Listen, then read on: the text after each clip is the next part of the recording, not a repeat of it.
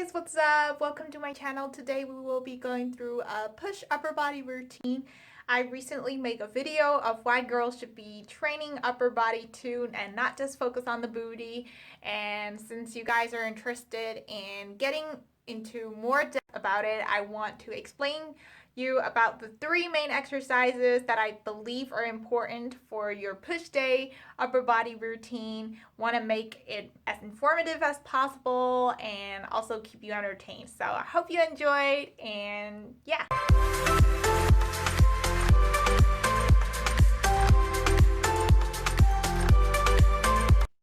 As usual, before any of my workouts, I make sure to get my dynamic stretches in order to get the blood flowing, such as in those arm swings here, or you can try other movements too. And before we start, I just want to say that we're going to be using only dumbbells, but the same principles will apply to that with the barbell too. So now let's start with our first main push exercise, the bench press. For the bench press, you want to lay on the bench on a comfortable position, hold the dumbbells at around 45 degrees instead of being straight, retract your shoulder blades and keep your feet close to your body at around 90 degrees. This is to create the leg drive that powerlifters might use, which is to create the force to push the weight up your chest during the bench press.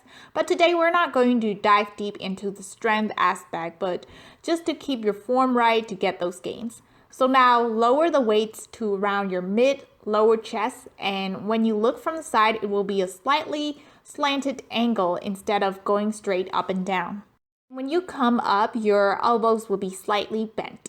Remember to keep your core tight, shoulder blades pulled together, and breathe as you go down, and finally breathe out after you push back up. I find that breathing only after you push back up and not during helps you for your stability. You will see the difference, especially if you're trying heavy weights with the barbell.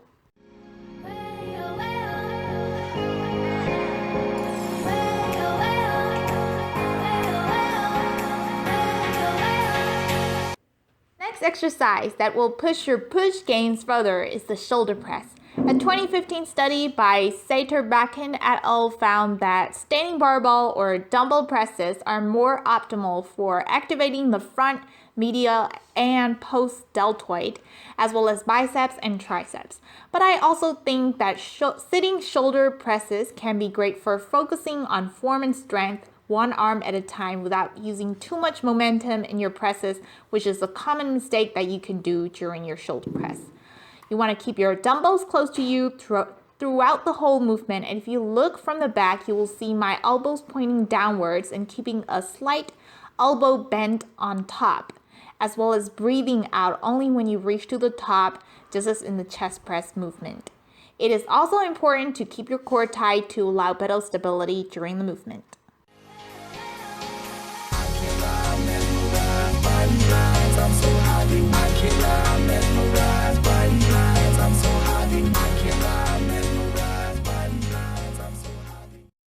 An arm day would not be complete without a tricep workout. This is mainly because triceps are the biggest muscle of your arms, which will contribute a lot to your shoulder aesthetics if you want to build lean toned arms. Make sure your body is in straight line before descending the weight down. Go through the full range of motion by ensuring that your elbows point a slight V. One common mistake is holding the dumbbells with the wrists not perpendicular to your head at the top position, since this could lead to injury and reduce the tension in your triceps. You can feel the difference too. Here it is, tricep gains.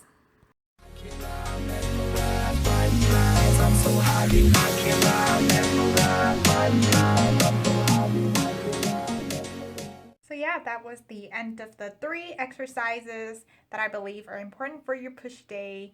Let me know if you enjoyed it, and I want to touch up on a little bit about the slides that I added at the end of each push workout. That basically is to explain you about the sets, number of reps that you could do to maximize muscle hypertrophy. That's one of the questions that I get a lot. People asking me what number of sets you should do, what number of reps you should do per exercise. And I have to say that it depends on the exercise and it depends on you. whether it works on you would be different from someone else. So basically, I read it in the scientific literature. Some studies say that lower reps are better to induce muscle hypertrophy, but others might say higher reps are better. But from a meta-analysis perspective, which is a combination of all the studies that are involved, it seems pretty apparent that for some people, some exercises work better for them, but some exercise you need a little more reps in order to do a higher volume. So let's just say squats. One person might find squats really exhausting by the end of 6 reps, but some people can go to like 12 heavy sets and still do a large range of volume. So one thing to take note of this is that you need number of reps that will still allow you to train at a sufficient volume in order to induce muscle hypertrophy. And you also want to feel the tension wherever you want to feel it. Could be in your glutes, could be in your quads, etc. And also this may depend on the exercise. For example, some people can do only a fewer number of reps on the squats, but some can do for around 10 to 12 or even 15 on the hip thrust and will feel the burn a lot in the. So yeah, I just listed the number of reps and sets that I think work best for me for each exercise. Let me know what works best for you. And yeah, I just want to conclude this. Thank you so much for watching. If you do enjoy it, please give it a thumbs up. It will really help my channel and let me know like what type of videos you want me to create in the future. And if you guys are interested in this sort of informative video as well, I will make another video on the pull exercises for the upper body. Thank you so much for watching, and I'll see you next time.